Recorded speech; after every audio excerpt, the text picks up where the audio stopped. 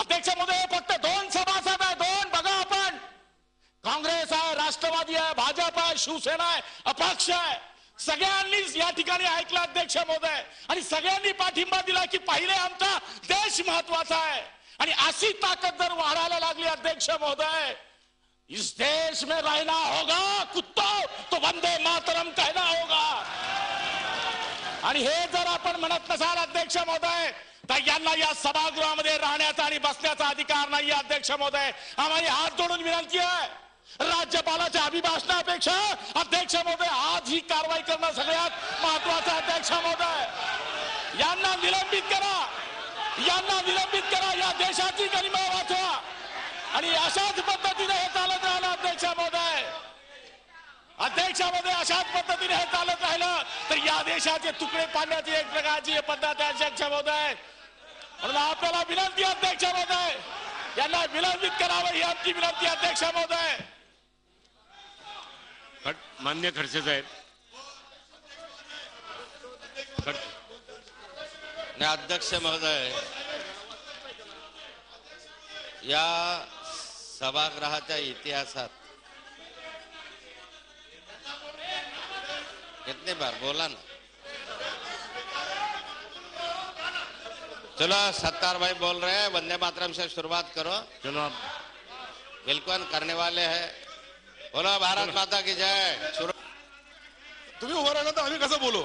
नाही, मी काल एबीपी माझ्यावर भी तेही होते, इम्तियाज जलील होते, मी होतो. मी त्यावेळेस भी हे बोललो का आपल्या या देशामध्ये सर्व जाती धर्माच्या लोकांनी देशाचा कुठेही भारत मातेचा अपमान होणार नाही असे शब्द कोणीही वापरू नाही. मी लाखो लोकांनी तो रात्रीचा डिबेट ऐकला, आपणही ऐकला असेल. परंतु हे राजकारण, मला वाटतं जाती धर्माच्या नावाने जे लोक राजकारण करू लागले यांच्यासाठी आपण कायदा करायला पाहिजे. अशा लोकांना लगाम टाकणं. एक मिनिट, माझं ऐकून तो घ्या. म्हणजे हे सभागृहाच्या मध्ये बोलू लागले, बाहेर बोलल्यानंतर याचे परिणाम काय होतील? एका समाजाच्या माणसाने चुकीचा संदेश दिला, चुकीचे शब्द बोलले तर पूर्ण देशाला, पूर्ण राज्यामधल्या अल्पसंख्याक समाजावर कदाचित यांच्या शब्दामुळे अन्याय होऊ शकतो. याच्यामुळं आपल्या या सभागृहाची परंपरा, या सभागृहाचा सन्मान करून आपण त्यांच्यावर कडक कारवाई करण्यात यावी हीच माझी मागणी आहे. खडसे साहेब.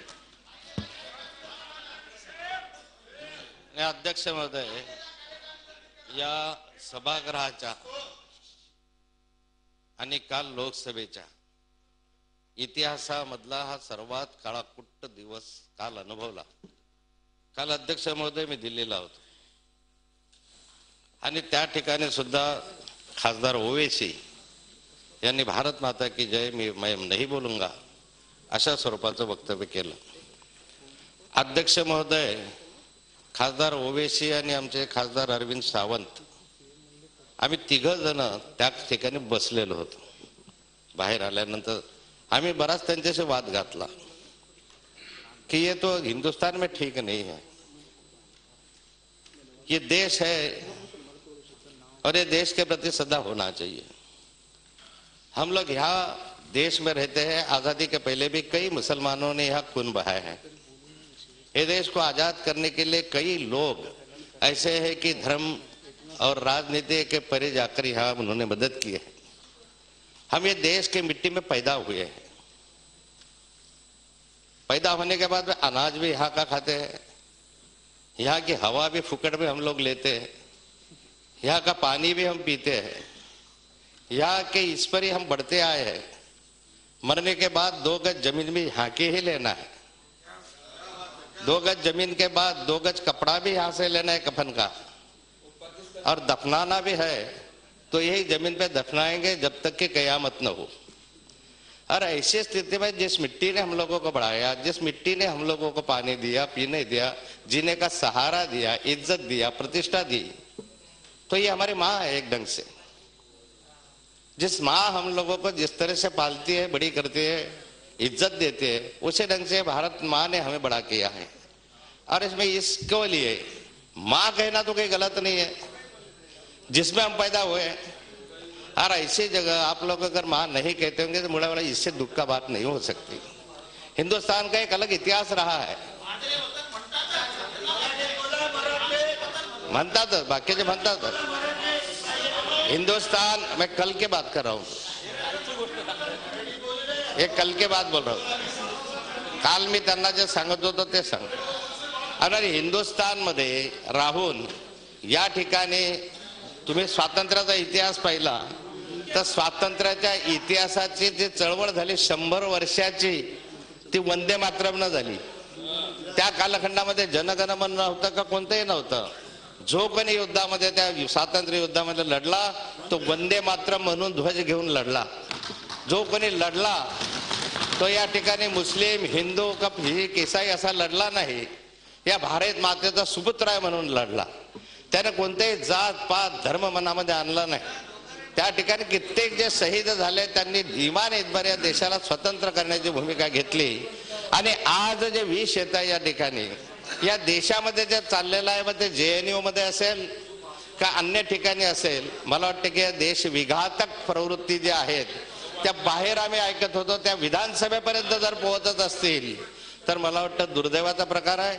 या बाबीला क्षमा असता कामा नये। तुमच्या ज्याचा व्यक्तिगत प्रश्न असू शकेल, पण ज्या घटनेची शपथ आम्ही घेतली, ज्या राज्य घटनेनुसार या ठिकाणी बसायला, बोलायला, भाषण करायचं स्वातंत्र्य आम्हाला मिळालं, त्याच ठिकाणी त्या राजघटनेला पायदळी तुटून या ठिकाणी जर असं बोलत असाल तर मला वाटतं या देशाशी ती देशद्रोह ठरेल, ते गद्दारी ठरेल। या ठिकाणी म्हणून माझी विनंती अध्यक्ष महोदय की फार या ठिकाणी बोलत नाही, भावना सर्वांच्या तीव्र आहे। एक तर त्यांनी या संदर्भामध्ये माफी मागितली पाहिजे की अशा स्वरूपाचं वर्तन करावं। आणि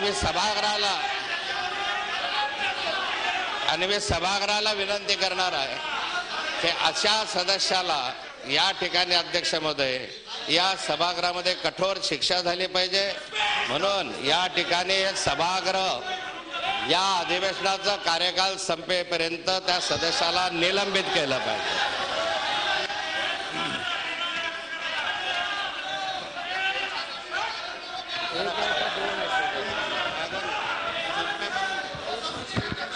नाही, त्याचं नाव नाही।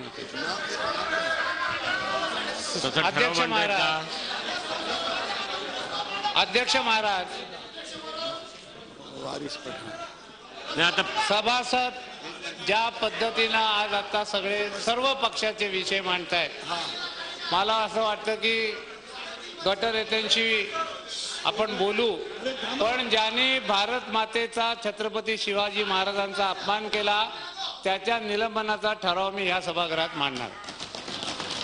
एकच आहे की ठराव आणि हे येईपर्यंत गटनेत्यांनी माननीय अध्यक्षांच्या कडे यावं, लगेच आपण सभागृह सुरू करू, ठराव मांडू। नाही, सस्पेंडच करायचंय ना, सस्पेंड करण्याच्या अध्यक्ष महाराज 10 मिनिटं करता तहकूब करावं। सभागृहाची बैठक मी 15 मिनिटाकरता तहकूब करीत आहेत। कुछ दिन पहले अगर किसी ने बड़े धूमधाम से हवाई जहाज में उड़ते वक्त अगर भारत माता की जय कहा होगा तो वो विजय माल्या होगा, जिसने 9,000 करोड़ रुपए लूटकर देश के बाहर निकला है।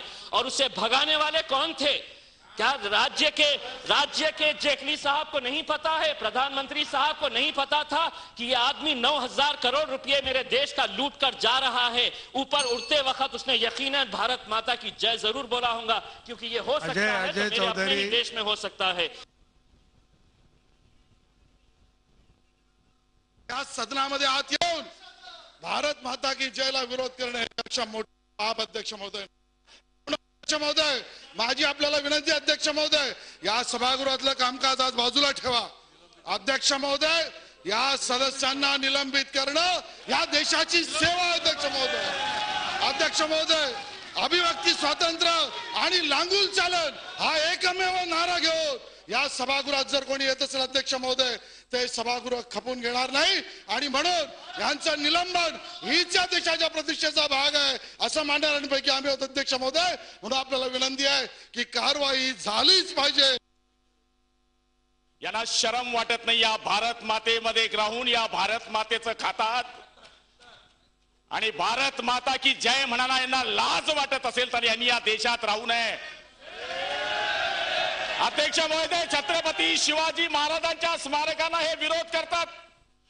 गोपीनाथ मुंडे साहेबांच्या आणि शिवसेना प्रमुखांच्या स्मारकाला हे विरोध करतात. अध्यक्ष महोदय,